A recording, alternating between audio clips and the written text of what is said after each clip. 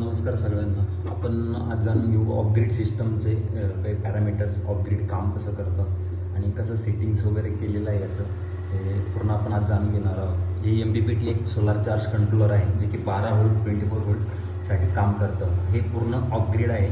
सध्या हे जो माझा घरचा जेवढा पण लोड चालतो आहे हा सगळा सोलारच्या पॅनलवरती चालू आहे. 12.1 यांनी बॅटरी चार्ज केलेली आहे. इकडे एक MCB मी बंद करून ठेवला आहे. मी हा जसा ऑन करेल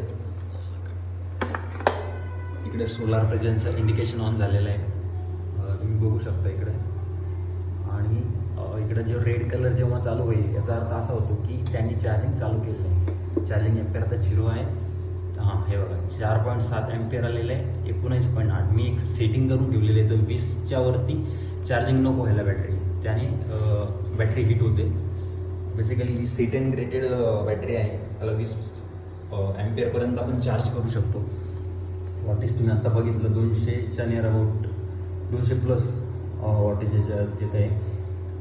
इकडं खूप सारे सेटिंग्स आहे, खूप सारे पॅरामीटर्स आहे जे तुम्हाला पाहिजे त्या सेटिंगला तुम्ही सेट करू शकता. बघू शकता 6 कोणचा आहे. हा MPPT खूप छान वर्किंग करतो. हा बूस्ट करून देतो. जर येणारं 4 एम्पेअर असेल 3:3 चा रेशो आहे याचा, 3 पटनी हा बूस्ट करून देतो.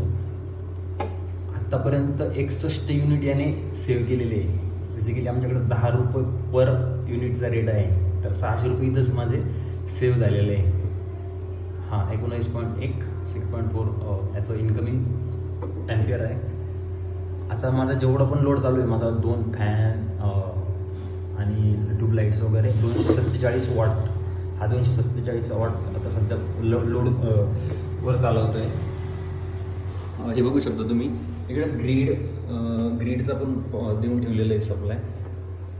पण हा ॲटोमॅटिकली हा बंद करून टाकतो जेव्हा याला गरज नाही आहे. जेव्हा सोलार प्रेझेन्स जेव्हा आला आहे, सोलार प्रेझेन्स जेव्हा आला आहे तेव्हा हा ग्रीडला सांगतो की बाबा तुझी गरज नाही आहे, आता तू कट ऑफ हो, मी माझ्या हिशोबाने चार्ज करतो. तर बेसिकली हे याच्यासाठी काम करतं.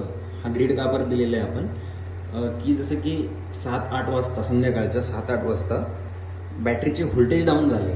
जसं की मी तर सेट करून ठेवले 12 व्होल्टला जेव्हा बॅटरी जाईल माझी, म्हणजे की सोलार प्रेझेन्स माझा गेला 7 वाजता, बॅटरीचे व्होल्टेज डाऊन झाले.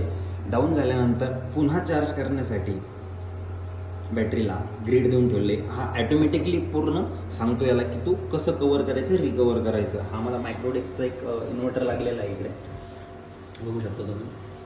हा 200 एचचा बॅटरी आहे. आणि ऑनग्रीडचं ही सिस्टम माझ्याकडे लागलेलं आहे. आता ऑनग्रीडचे तोटे खूप आहेत. हा आपल्या घरामध्ये कसल्याही प्रकारचा कामात येत नाही. हा फक्त लाईट बिल वाचवतो. लाईट गेली की याचं काम संपतं. हे सगळ्यांना माहीत असाल. तुम्ही जर म्हणाल तर याला हायब्रिड का बरं नाही लावलं एवढं सिस्टम. हायब्रिडमध्ये कॉस्ट खूप जाते. Near about 4 battery. हे हायब्रिड जर घ्यायचं जर म्हटलं कंट्रोलर तर 80,000 रुपये त्याची किंमत जाते.